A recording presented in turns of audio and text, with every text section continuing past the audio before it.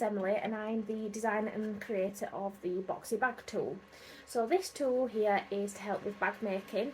It can help with existing bag patterns that you've got. It can also assist with making your own bag patterns and your own designs as well. So when you do get your Boxy Bag Tool, it will come all packaged up, and on the back of this there is full photo instructions that will basically talk through what I'm going to talk through in terms of how you'd use the tool and then how you'd sew your pieces together once they're cut out. So it doesn't show you how to make a full bag or anything, but how you would sew the pieces together after using this, which then can be applied to almost any style of bag. So a few different types of bags that I've made using the Boxy Bag Tool before. So this is a generic tote bag, obviously it's got a pocket on, lined tote bag, but it's just made up of the front piece and the back piece, but we have got a base on there. So as opposed to having to use and sew like another panel in the bottom, the base is made by sewing the front and back pieces in a certain way and using this tool to help trace out that shape that you need to sew. And then obviously another one that I've made sort of from this, so that's more of a smaller base, but again it's just the front and back pieces I've used. And then more of like a clutch type bag, so you can sort of see the side seam and the base seam here, and then obviously we've got a seam that goes across, kind of looks like the letter T. And again another one. And obviously it's not just for bags either, so makeup bags, so this is a makeup bag that I've done, and I've used that sort of the box shape on the top and the bottom, but obviously you could just use it on the bottom, so you can sort of see here I've just got the front and the back, and then the base runs down there across there. Okay, so let me show you how this works. So we've got 4 measurements on this particular Boxy Bag Tool. We've got the 1 inch in this corner, 1.5 inch, 2 inch and 2.5 inch. And essentially each measurement will make you a base twice the size of that measurement. So for example, if we use the 2 inch square here, we would have a 4 inch base. So obviously that needs to come into account if you were designing your own bag, which again I'll talk through once it's sewn together because it'll be better visually. But yeah, so what I've done here is I've just got 2 pieces of material, some fabric, obviously for the front of a tote bag. So these can be any size you want if you're designing your own, but obviously if you're making a bag and it's called for you to cut out a certain size, then obviously cut that out. It really doesn't matter what size.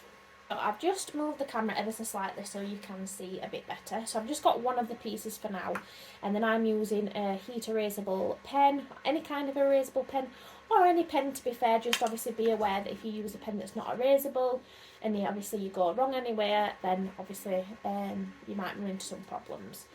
So what I'm going to do is I'm going to do the 2 inch square. So all I'm going to do is I want this square here, so the right angle should we say, to be in the bottom corner. So just move your bit in a bit close. So this is the 2 inch here, and I've lined these edges up here so that then I've got the 2 inch right in that corner. And then with my erasable pen, what I'm going to do is I'm going to trace that. And then what I'm going to do, so let me just bring that a bit forward so you can see. So I've now got a square drawn in the bottom right hand corner of this piece, and I'm going to do the exact same to this corner. So I'm going to line it up. So obviously it does mean rotating the tool because I need to make sure that the 2 inch numbers are in this corner. So again, the 2 inch numbers in the corner, and I'm going to trace around this.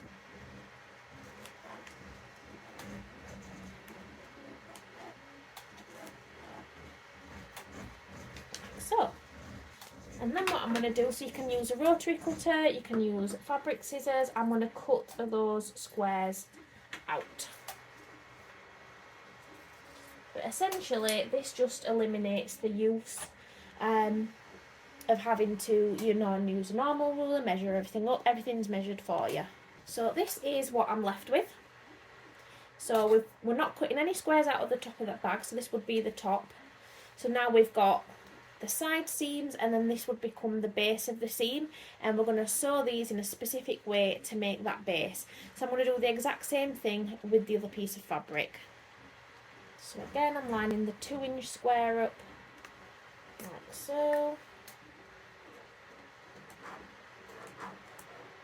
And obviously if you were doing a different size, all you'd do is, if I wanted to use the 2.5 inch, I would line that up, and you can sort of see then, see the difference. You can see the line that I've just done there for the 2-inch and then the 2.5 inch. Okay, so that's now both done with the cutouts on both bottom corners. I'm now going to get the sewing machine ready. Okay, so I'm at the machine now, and what I'm going to do is I'm going to pop these pieces right sides together like so, and I'm aligning obviously the side seams, and obviously then there's cut out corners that are aligned as well. So what I'm going to do is I'm going to sew from the top edge here to the bottom, and I'm not going to sew on these cut out corners. I'm just going to sew from top to bottom. Again, if you're designing your own patterns, obviously whatever seam allowance it is you wanted to account for, and if you're using another bag designer, obviously whatever seam allowance they suggested. Okay, so I've done that. So I've sewn from top to bottom. I've reverse stitched at each end as well, back tack, and I've not sewn on this bit. I'm going to do the exact same now to the other side. I'm going to sew from here to here. So now I've sewn both side seams. Now what I'm going to do is sew this base seam. So I'm going to sew from here to here, and again I'm just completely ignoring these cutouts. Okay, so this is what it's looking like at the moment. So I've sewn both side seams and the bottom seam. Now we need to sew these corner cutouts. So how you do that is we need to match this side seam to the bottom seam. And you remember how it kind of looked like a T shape? So I always put my hand in the bag towards the cutout, and I open the cutout like that, and as you can see, as I do that, these seams start to match together. So I'm going to let them match together, and then here it depends whether, I always like to have my seams open. So obviously if you want to press them open to make it easier before this step, obviously you can. And we're going to sew across here. So I'll let you sort of watch me do that. Same sort of seam allowance.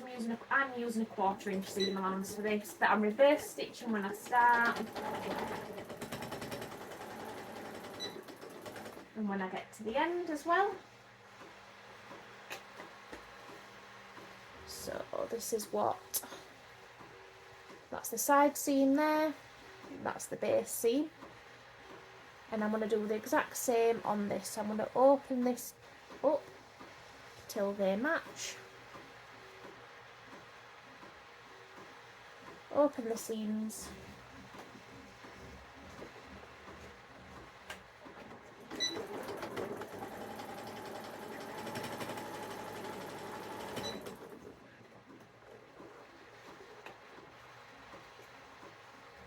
And that's that one. So then, if we turn this then the right side out, just move the camera so you can see a bit better.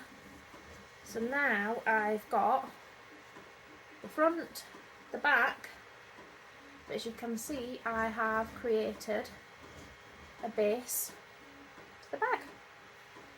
So that 2-inch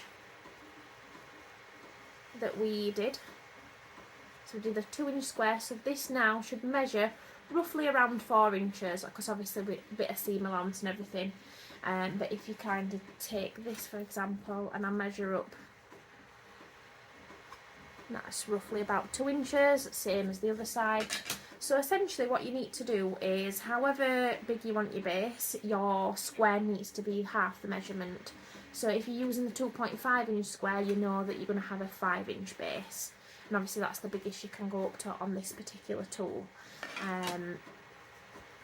So yeah, I would always account that when you're wanting to think of a finished bag, however high you want it minus the base, and then whatever square you then use. So for example, if you want this to measure 10 inch tall and then you want your base to be 5 inches, you know, you need 10 and then a 2.5 enough for your 2.5 inch square along the bottom. So I hope that makes sense. Like I said, it can be applied to your own designs or other bag pattern designs that you've got, and it just eliminates the need for having to measure anything. But yeah, thanks so much for watching. If you've got any other questions on how you'd use this, then please let me know. Bye guys!